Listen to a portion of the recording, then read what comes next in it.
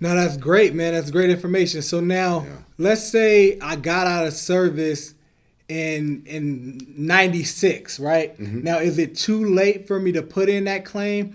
And then if I do put in that claim now, are they going to give me all the money they should have gave me since '96, or how does that work? Oh man, listen. Unfortunately, you're not going to receive all the compensation that you probably deserved back in 1996 and that you earned. But unfortunately, that may not transpire. But what you can do is we're going to submit something that's actually going to preserve the time frame of a year's time frame that we're actually working with you throughout that process, right? And you're going to be able to receive monies back to that date. However, we've had clients that we've assisted in appeals.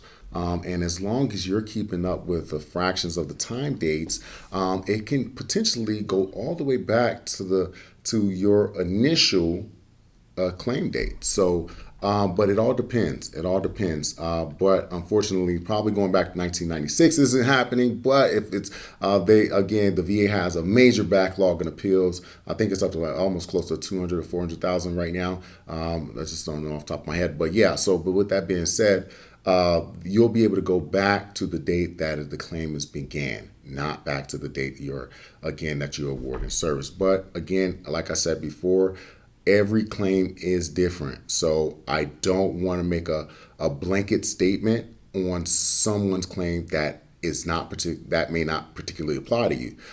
Come to us, give us a call. We'll be able to assist you to be able to provide more information for that. Absolutely. So now, what if I tried to put the claim in myself? Like, okay, well, I tried to put it in 2006 and I got denied. Now, would they backdate it from 2006, or will the new process start to backdate it when we file the claim again now? So, like, let's say I put it in back then, and then now we're doing another claim. Maybe it takes a year for it to actually process. Am I going to get it backdated for that year, or can I get it backdated to when I initially applied and they denied it? So effective dates are very, very tricky, right? They're even tricky for some of the most experienced VA staff, right? Which they call raters, right? It's a very tricky thing because there's so many regulations and laws and legislations that they actually look at to determine effective date. But to answer your question, so say for instance, let's take the hypothetical question that you submitted the claim in 2006. Now you were denied. Let's just say for some odd reason it took them 2 years to deny it. You were denied.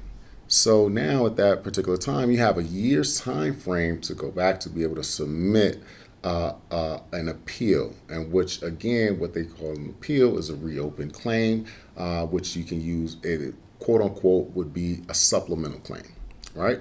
So now you submitted that supplemental claim. It took another 8 months to deny that, right? Now that's denied.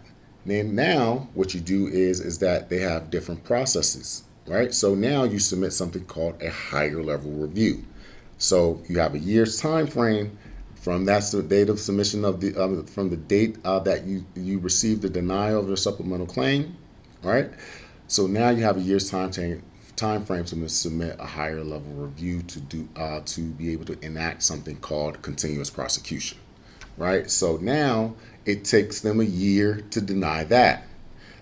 Fast forward to that year. Now you have waited a year to go ahead and submit something called a BVA appeal, Board of Veteran Affairs appeal. So with that said, is now it took you a year's time frame to go through that process. So now fast forward all the way to 2022.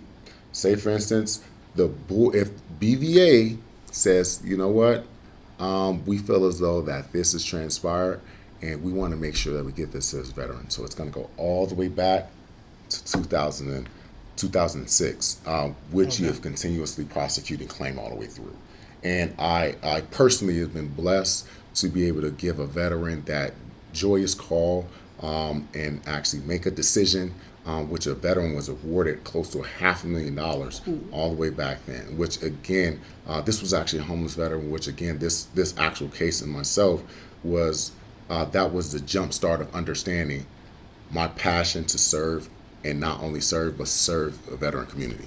Oh man, that's great.